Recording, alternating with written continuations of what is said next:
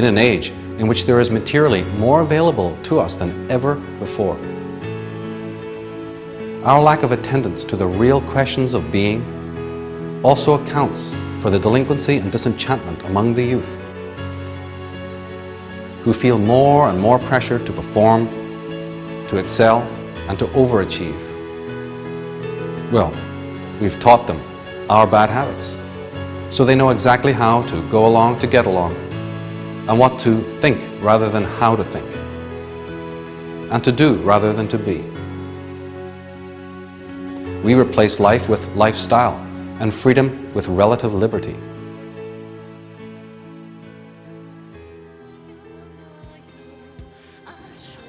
Our offspring are the barometer of our existential progress, the measure of the moral level and internal state of decay.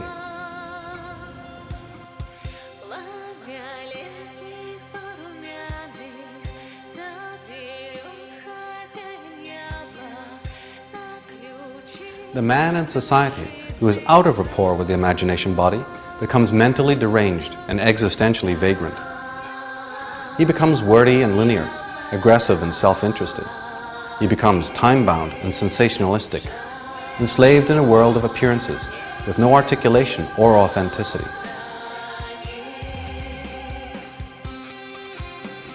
Dreams, intimations, and visions, silence and nature are replaced with the clamor of thought, words, desire, noise, and machines. The image-starved populace, seeking to alleviate the systemic impoverishment they feel unconsciously, become compulsively addicted to those false oracles which their malign masters construct and bestow. Television, cinema, video games, sports, computers, and all manner of virtual realities become the chic thing. Now, it is the hyperspace of a digital kingdom which one turns to in order to be turned on. The emptying out of the ancestral reservoir of consciousness has brought into being a culture of artificial pastimes and vicarious identification. Nowadays, it is not who you are that matters, but what you own which does. Not what you lead, but what you follow that becomes your merit, and not what you create, but what you allow others to create for you, which provides your security. We do not seem to care that our once beauteous, immaculate planet is poisoned by our dark thoughts and actions, and is desecrated daily through our chronic neglect and abuse. We seem to be unable to see the contradictions that we have inherited since the industrial age. Nature suffers because our inner psychic deremption is so systemically unbearable to us that we have each disowned it by projecting it externally.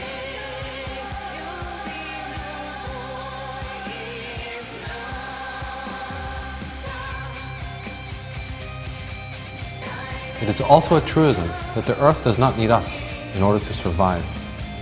In fact, our very presence has caused her serious injury.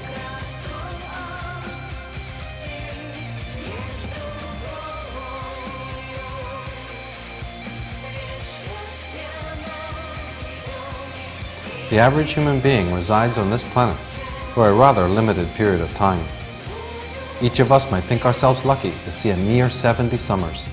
Some will see more, and some will see less.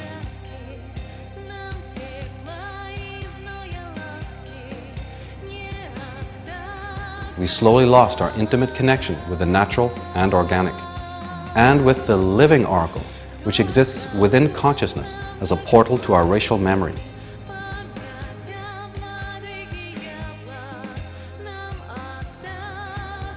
The time comes for one to make a reverent return to a more pristine archive of wisdom, one created by men and women of the past ages who possessed a deep and abiding love of nature and truth, who craved no heavens and feared no hells, but who allowed nature to teach them all that was needed.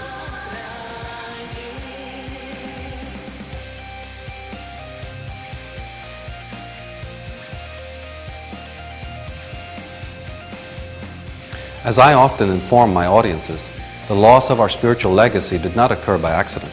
It has taken centuries of manipulation, suppression, prohibition, and conditioning by dynastic interests, and those who have a great deal to lose should ordinary people think and act as their ancestors once did.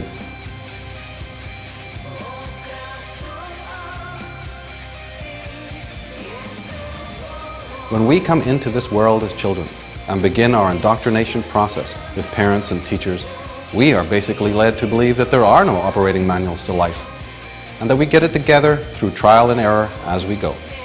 However, nothing could be further from the truth. There are operating manuals.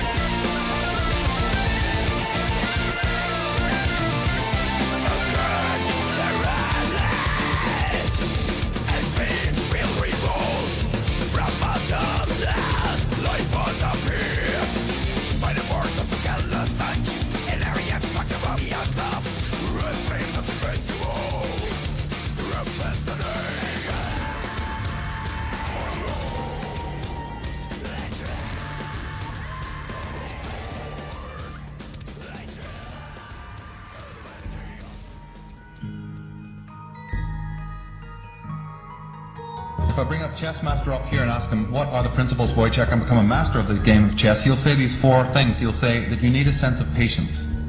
Now, if you don't have patience, don't even try to begin the game to learn it. He'll say you need a sense of timing. If you don't have a sense of timing, don't open the book. You have to have knowledge of your opponent, right? And then the fourth one that they'll tell you is that you need to have the willingness to make any and all sacrifices. Now, ladies and gentlemen, why are the dark side winning the game? It's because they've got infinite patience. They've been working on one thing for 50,000 years. I call that patience. They got a brilliant sense of timing because they know all about the astrology and the divination that we've forgotten, that our agricultural ancestors all knew about. Well, we're with the Julian calendar and we're not interested in any of that stuff anymore. We're slaves of the watch, but we don't know about the higher time to rule our own lives by. They have amazing knowledge of you, right? They have intense knowledge of us, their enemies. And the fourth one is the clincher, isn't it? Because they're willing to make any and all sacrifices when and wherever they need to do it.